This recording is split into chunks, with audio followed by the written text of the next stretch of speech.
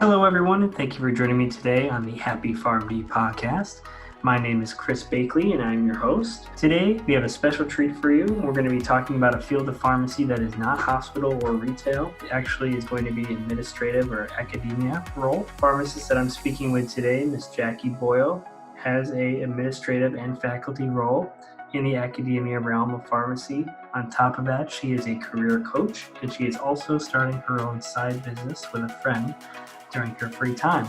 I'm very excited to talk about this field of pharmacy, as I personally do not know many people in this field and do not know too much about it, and I feel like other pharmacists as well are in the same boat. And for those of you that are interested, I hope all the information we go over today is very helpful. But if you also want to find some more information and resources, please visit thehappypharmd.com/class. We have a lot of resources and also a class available to help get your career jump-started from where you currently are to somewhere you really want to be. Without further ado, I'd like to introduce Miss Jackie Boyle to the podcast. Sure. Well, thanks for having me on the new podcast. It's very exciting. So my name is Jackie Boyle. For those of you who don't know me, I'm one of the career coaches who works with the Happy PharmD and was fortunate enough to meet Alex a couple years ago, serendipitously, basically via LinkedIn, after my mentor recommended reaching out to him about coaching. So I'm a pharmacist by day. I actually work in academia. So I recently took a full-time position in academia where my position is split between administration and a faculty role. So about 2 days a week, I am in a faculty position, and 3 days a week, I'm in more of an administrative role, overseeing the academic and professional progress of our students at the college. I also oversee our pipeline programs, so all of our recruitment strategies, admissions, and then I oversee our postgraduate training, including our residency teaching certificate program, and also alumni relations for the college. In my faculty role, it's a lot of teaching about the stuff that I love, mostly communication skills, leadership development, professionalism, all the soft skills that you really need to be a great pharmacist. And so during my full-time job, I get to spend the whole time at the college with the students, which is what I really love. Prior to that, I was in practice. I completed my residency training in an inpatient setting primarily, and had 1 day a week in the outpatient setting, ambulatory care world, and really fell in love with that environment. I think developing relationships and seeing the success of others, whether that's students or patients, has always been my true calling. So after residency, went into ambulatory care when it was still in practice. So outside of my full-time job, I career coach, which has been a super exciting area to get into for the past 2 years, almost 2 years with Alex. Been able to help pharmacists transition from one area of pharmacy to another, or one area of pharmacy to out of pharmacy, or starting their own business. I've also had this entrepreneurial itch my whole life, so I've finally been able to help pharmacists do that. And then I recently, earlier in 2019, started my own telehealth business with one of my good friends from pharmacy school. So got a little bit of a few different things going on, but I love the variety and I love the work that I'm doing. Wow, so you got your hands full and a 3-year-old, you said, right? Yes. Wow, So okay. outside of professional world, so I'm a wife and mom. My 3-year-old, actually, she just turned 3, July 15th. So uh, Okay. she keeps us busy outside of all the work hours. Wow, okay. So you definitely have your hands full. Yeah. So how did you make that transition from ambulatory care to more working at a school for a faculty position? Yeah. So I actually had always been involved with academia even during my residency training. So during residency, and for anyone who's considering an academic position, I highly recommend looking at a program that has a teaching certificate with the College of Pharmacy, because you can gain not only great training through that teaching certificate, but also expose yourself to the idea of what you want to do with an academic career and how formal you want to make that as a part of your career. So you will get exposed to a lot of in classroom teaching, assessment, and then also precepting as part of the teaching certificate. During my second year of residency, my program was designed to be internal medicine in academia. So I actually Oh, spent wow. Okay. 1 day a week at a college of pharmacy, where I took my first job right thereafter in a shared faculty position. So throughout my time as a practicing pharmacist, or I guess formally practicing in a role, I was about 1 to 2.5 days a week in a practice site, and then the other part of my week was spent at the College of Pharmacy. So had always known that that was what I wanted to do from a teaching aspect. I always loved that, but wasn't sure how much of my week I wanted to make that until I realized that that was the most fulfilling part of my week, was when I was with the students. I was on campus. I was working on things that were academic related. And then this position that I'm in now opened up a little bit later last year. So decided to try it out, see if I got it, and here we are. So now I've made the full-time transition to academia, and I'm looking forward to what comes next. That's awesome. So, Thanks. and then with coaching, how do you enjoy that? Because I know it's completely different from academia and traditional pharmacy, practicing pharmacy. So, how did you get into that, and what are your thoughts of it? Yeah, great question. So it's interesting, that it is different in some ways, but in my role now in academia, kind of helping our students develop their career plan and their career path, it's actually quite similar to a lot of the things that I'm doing on campus. So it's funny how, this all syncs up in some way. Yeah. Yeah, I during pharmacy school, and still one of my big mentors is Tim Ulbrich. He runs the Your Financial Pharmacist Yep. podcast Yep. in the world, and had always been a big influence on me as a student, and continues to be as a pharmacist. And I was looking to get into the entrepreneurial space in a way that was helping pharmacists find their career, find their passion in pharmacy. And he said, you know what, instead of trying to reinvent the wheel, why don't you reach out to Alex Barker? He was my coach, and I really enjoyed working with him. You should reach out to him to see what he's got going on. So I sent Alex a message on LinkedIn, and I said, hey, I'm thinking about getting into career coaching. I heard that you do this. Would you be willing to set up a time to talk with me about what you do? And he replied and said, you know what, instead of doing this on your own, why don't you consider working with me? Because I have so many people reaching out to me, and I need, more people to help us reach more Okay. pharmacists. So Hmm. really it was serendipity that brought us together. And right now I do a part-time, about 5 to 10 hours a week, depending on what week we're in and how many coaching clients we have. Hmm. um, but I absolutely love it. I get to, explore with people their strengths, and really get to let them unveil their true passions and help them realize what they want to do with their life. A lot of things we talk about are not only related to work, but related to what that person wants outside of work, so that we can find a job that fits everything in their life, and not just Absolutely. like what job they want to do, which I'm sure we've all thought about before. But Well, I feel like they should have a career class in college to go over, like, so you can actually, because I feel like, I'm sure it was for you as well. It was either residency, retail, or hospital. That's like the only three things that I really was like, okay, like, I guess it's one of those three, and I don't really want to do residency because I want to pay off my loans right away or get a head start. So I was like, oh, I guess it's retail then. Mhm. Because for some reason hospital scared me more, so I went more with retail, but also was what I was currently doing as a part-time job anyways. But I feel like that would be a great thing for colleges to do, would be to have a career class just to like kind of go over, this field of pharmacy does this, and have someone come in and talk about it, kind of thing. But that would be really awesome if they could do something like that. But Yeah, and I think a lot of colleges are moving to having courses like that. okay. At our school, we're looking at a 3-year professional development course to Okay. do just exactly what you were saying. I think we've always been doing a little bit of it, but we're intentionally developing it over the 4 years, so that we can help our students get exposed to other careers that our faculty just don't have. We Hmm. have faculty in certain areas of pharmacy, primarily the ones you mentioned, but as far as the maybe more niche areas, they may not get exposed to them unless they seek it out themselves, or Hmm. read about it online, or happen to know someone in that area. So I Yeah. completely agree 100%.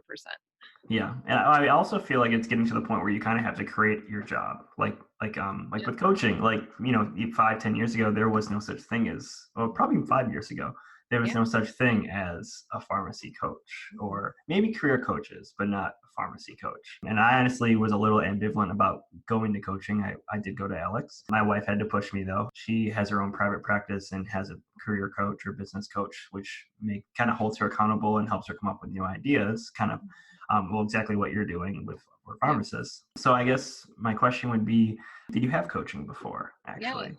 I Okay. did. So Alex was my coach Okay. when I first got started, and he does coach me, I think, inadvertently all the time, which Okay. is so awesome because I need someone. I need a coach. Yeah. So he still will do it. So thank you, Alex, for coaching me always. But yeah, I think getting the experience of feeling what coaching feels like was really helpful. But also just helped me personally realize and get past a lot of inner fears that I had about, well, what will people think if I do this, or what will people think if I change my career, or all the Hmm. things that I think block us from moving forward.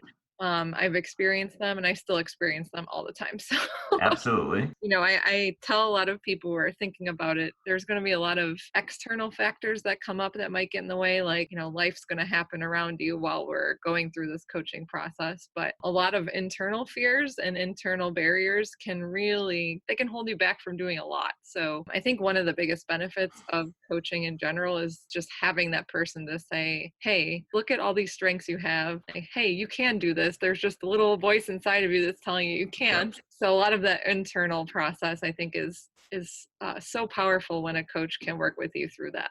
Absolutely. No, I couldn't agree more. I feel like we're our worst enemy in terms of looking for all the bad and none of the good, and putting ourselves down, saying there's you're going to be stuck here forever. You can't get out of this job, or especially because pharmacy is changing so much. So I guess, especially with you being in academia, what's like your biggest advice to your students that you give, and to, I guess, even for young, or not just young, but all pharmacy professionals maybe looking to change their career path? That's a great question.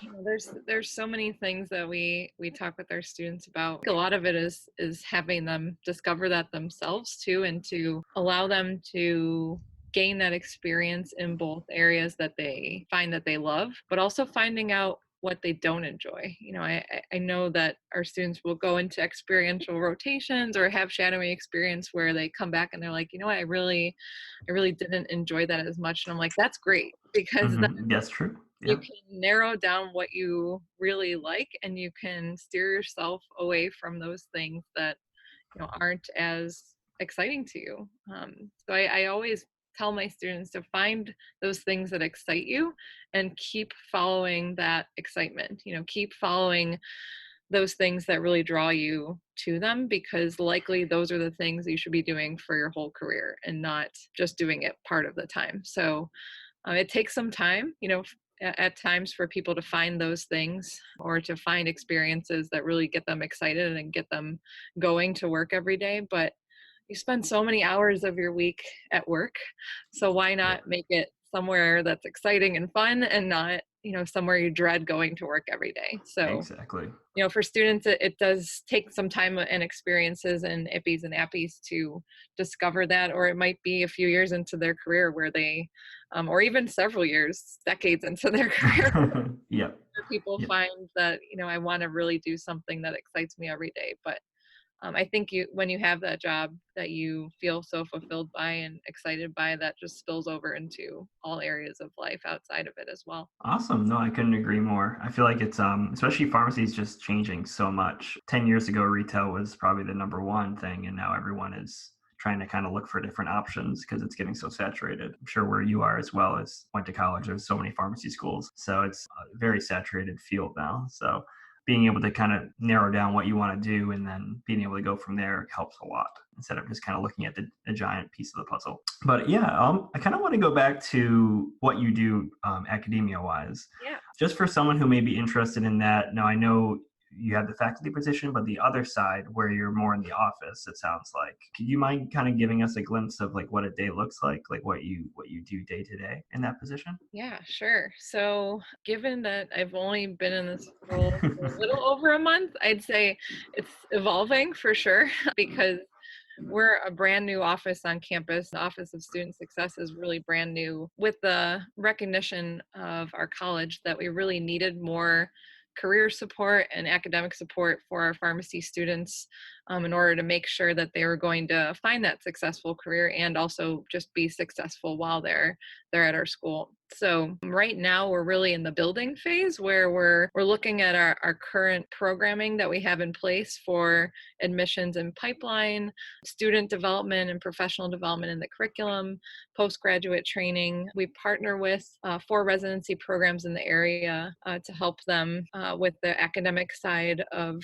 their residence experience. And then we haven't really started in the alumni relations area, but are interested in partnering with our alumni to bring them back on campus, to provide professional development, things like that. So really we're in the planning stages of either evaluating what we're already doing or building out new programming to really make our college a central hub for professional development, not only for our prospective students, our current students, and then our former students as well. So in a couple of weeks, we have our strategic planning meeting where we're really forecasting out what we're going to be working on for the next several years. Mhm. And so a lot of my role in the administrative capacity so far has been in planning and developing ideas for what this is going to look like in the future. So uh, Okay. this answer might evolve over time as I get more into this role, but that's currently what I have going on the administrative days. Very cool. Okay. I mean, that sounds like so you pretty much get to design what the future looks like in terms of how they want to approach everything in terms of the teaching for the students and what plans they have. Okay. So very cool. Okay. And I guess for someone who doesn't maybe want to do residency, how hard would it, or do you see many people getting into these kind of roles without doing that? Yeah, that's a great question because I feel like, and a lot of my clients will ask me this, it says residency training required. Okay. Well, it might be like a wish list from an employer. Okay. It might be something where, like, if you have a lot of teaching experience and you are involved with the College of Pharmacy, you're showing up, you're volunteering for things, you're putting yourself out there, and you might not have residency training. Relationship building goes a long way in this job market. So I can tell you we have quite a few faculty on our faculty group that don't have residency training. They're probably in the minority overall, like most of Okay. our we have gone through residency, but those who have not have really done just that. They've made great connections with the college. They've helped and been willing to help with the curriculum. They've made it a point to show up and say, I want to do this. I'm really passionate about it. I've started to gain experience in it. And when it comes interview time, that's a great selling point. So I don't think it's 100% must because I know it to be true that you can get into academia without a residency. Okay, so that's really, I mean, because I feel like especially like with the job that I took, I'm going to specialty pharmacy from retail. I was kind of the, I guess, negative Nancy to myself, where I was like, I don't think I could do it because I don't have a residency. I have no experience, and I'm sure a lot of people are thinking that too, especially saying that you went to residency, and a good chunk of it was in academia, focusing on that, which I'm sure also helps you kind of open a lot of doors there and make a lot more connections. But a lot of people who don't want to do residency and want to kind of jump right into it, or not just graduating, but have been in the workforce for 5, 10, 15 years and want to change it up. But, it's kind of hard to go back and do residency, especially if you have a family and everything. That brings a lot of hope there and a lot of options. So that's great. Yeah, especially because I'm sure a lot of people are interested in this. So I guess to go along with that, with your students, I guess in terms of compared to ambulatory care, do you enjoy this much more getting right in the interaction with students, or do you kind of miss because I feel a lot of people are going to say they miss the patient interaction. Mhm. So what are your thoughts on that compared to when you used to do ambulatory care or other forms of pharmacy? Yeah, I'll always miss those patient interactions. I always will try to stay connected to practice in some way, which is why, starting a small business on the side where we are going to be doing patient care is something that was important to me. I will tell you, I am not strong when it comes to detail-oriented things, which is not great for being a pharmacist. When I did pharmacist work and verifying prescriptions and all of the things you need to do that are detail-oriented, I could do it. It would just take 200,000% of my soul and being to do it. Yeah. So it's draining from a even just physical standpoint. But when I'm working with students or I'm working with patients on more of a relationship level, or just talking with them and coaching them or counseling them, that's really effortless for me. That kind of work just comes so much easier to me. So I realized that I needed to make that more a part of my job and my career, Absolutely. because it just was way simpler. It's something that energized me versus something that was maybe a little bit harder, or draining. So again, like the patient care aspect, I know where my strengths are, and I know that there are pharmacists who will do way better at some of the aspects of patient care than I could ever do. So Hmm. I'd love to just have those people working on that, and then using my strengths in the way that they could be used best. Wonderful. Okay. No, I couldn't agree more. I feel like you need to try to pursue the career where your strengths are the best and where you can make the most effective way with your job. So, but it does remind me. So let's go over your third job. Yeah. Can you describe a little bit of what that entails and how you got into that? Yeah, sure. So, again, this was kind of serendipitous, but I'd always wanted to start my own business as well. I always thought it'd be fun to learn that, and I do teach those skills in our curriculum too, because I think, as you mentioned, Chris, that we need to be able to have skills to develop your own job or create new models of pharmacist care that don't exist, so that we can change and adapt with the healthcare environment, and be innovative. So happened to reconnect with, and this is so random, but my rugby coach from undergrad, Okay. yeah, started a health and wellness company about 3 years ago, and actually it might have been a couple years before that, but reached out to him a couple years ago when he was growing his business, and just happened to ask, hey, how do you have pharmacists involved, or do you have pharmacists involved in what you're working on? So it was a telehealth company. They were building basically a new model of care in the telehealth world. And he said, oh, well, we don't have a pharmacy that we can dispense to right now, but I'm sure we can set something up where we can have our prescribers writing prescriptions to a certain pharmacy. And I said, oh, no, no, no, like that's not what I was talking about.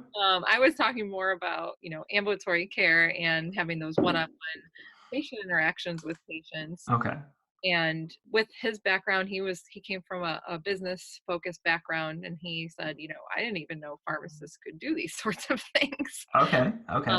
So it was exciting because I got to talk to him about how pharmacists can be involved in health and wellness, and even just one-on-one patient care. Well, if I could quickly stop you there. So what was the company, what was it doing before you kind of stepped in? What was what was the actual design of the company, or I Yeah, guess so they were primarily focused on working with employer-based health plans to design health and wellness solutions for employers that would help employees stay healthy. So, think of like your employer's incentives for going to primary care physician, or getting so many steps a day, or whatever gotcha. it is that your employer does, on that level. So Okay.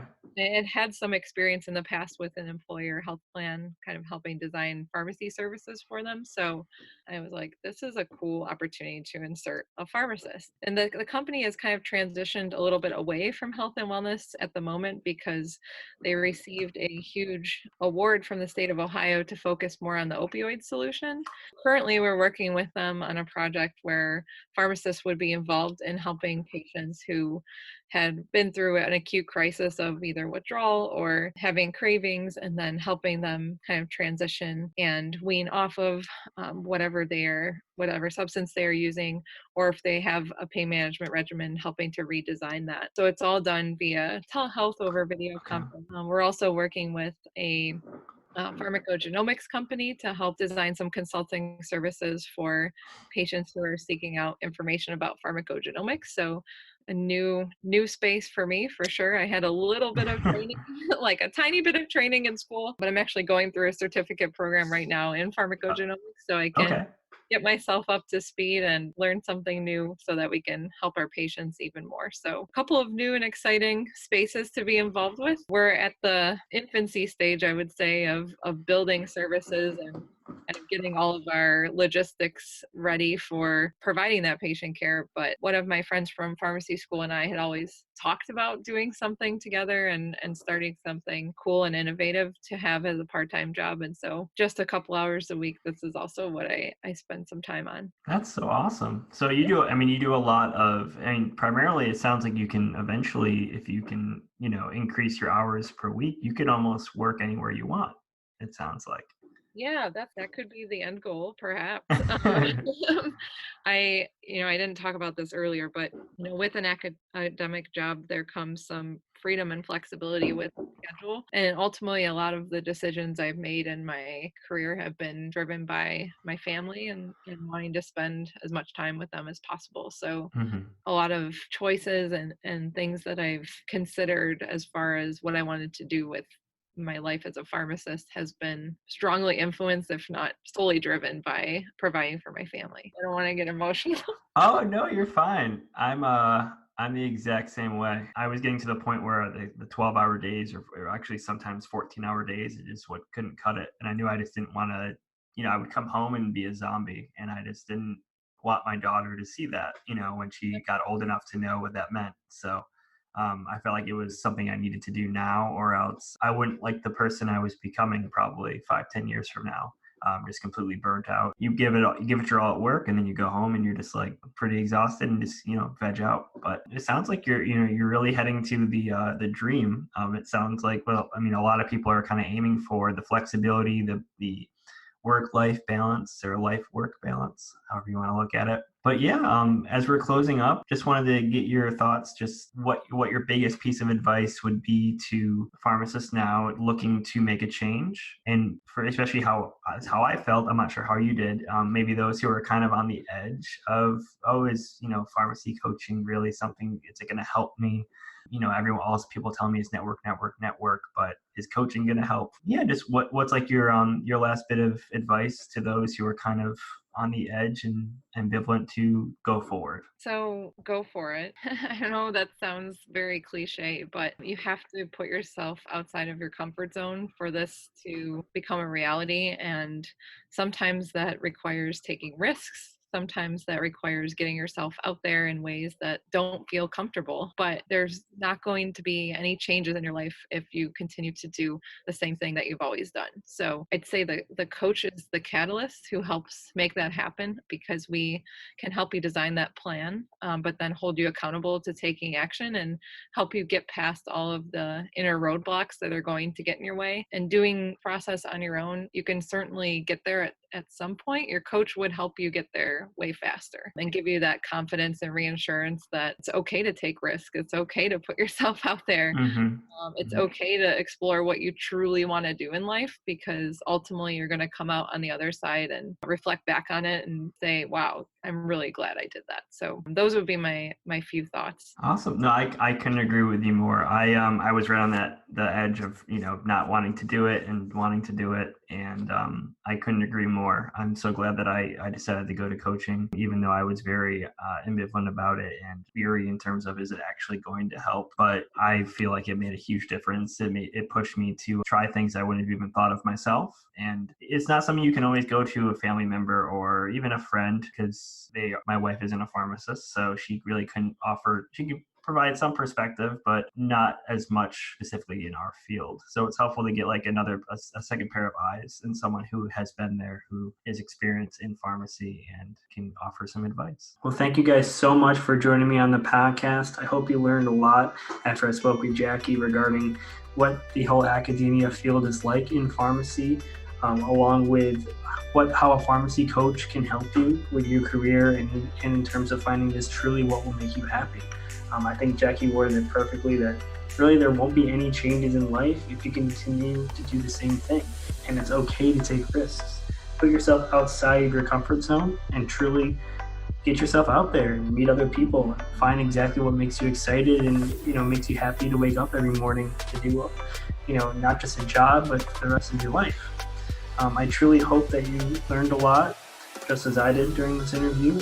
And if you do want to find some more information, please feel free to join us on our website at thehappypharmd.com/class. We have a lot of resources there, not only to help get your career jump started, but also if you are interested and think it's time to get a coach, this is the excellent place to look for that and to find out more information regarding that. I myself am truly passionate in regards to career coaching. It was very difficult for me to want to get a career coach.